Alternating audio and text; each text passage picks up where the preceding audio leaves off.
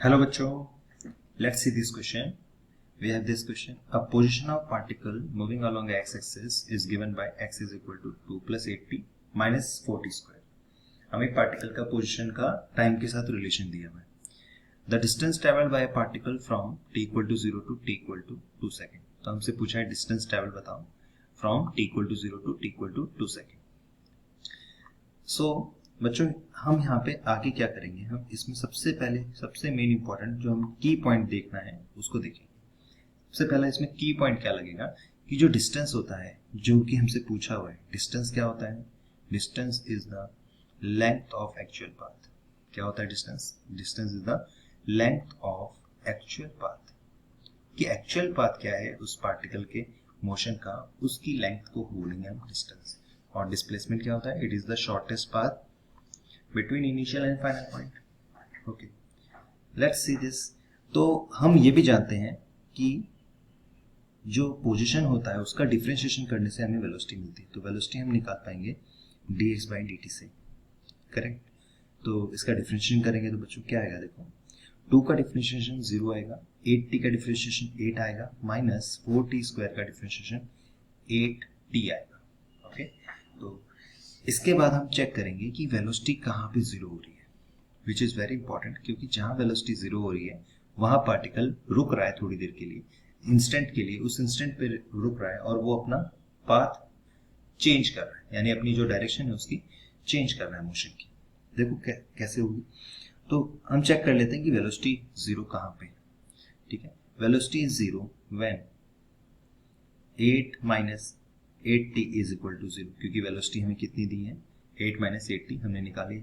तो t की value यहां से आ जाएगी 1 सेकेंड. तो 1 सेकेंड पे ये पार्टिकल रुक रहा है 8 इंस्टेंट के लिए. उससे पहले देखो, जो मान लो t इक्वल टू 0 पे इसने अपना मोशन यहां से स्टार्ट किया, किसी एक पोजिशन से, इनिशियल पॉइंट पोजिशन मान लेते हैं a.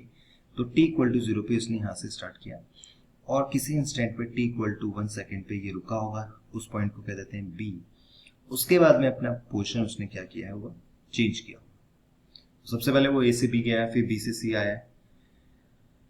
ओके, तो हमें क्या करना है, हमें चेक करना है कि वो ए पे, ए जो पोजीशन है वो कहाँ पे है, बी पोजीशन उसकी कहाँ पे है, सी पोजीशन उसकी कहाँ पे है. यहां तक सब क्लियर है आई थिंक. तो हम पुट करेंगे टी इक्वल टू 0 की जगह पे पुट करेंगे.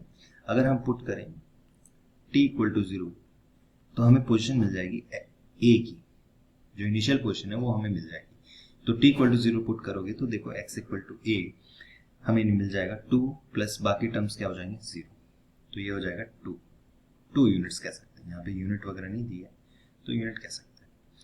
आगे t इक्वल टू 1 सेकेंड पे हम x b निकाल लेंगे. b की जो पोजिशन होगी वो हम फाइंड कर सकते हैं, वो हम रखेंगे t की जगह 1 रख के.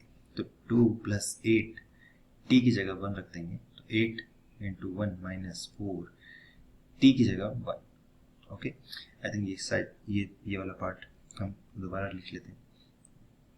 तो एक्स बी जो होगा वो क्या होगा 2 प्लस 8 t की जगह 1 प्लस सॉरी माइनस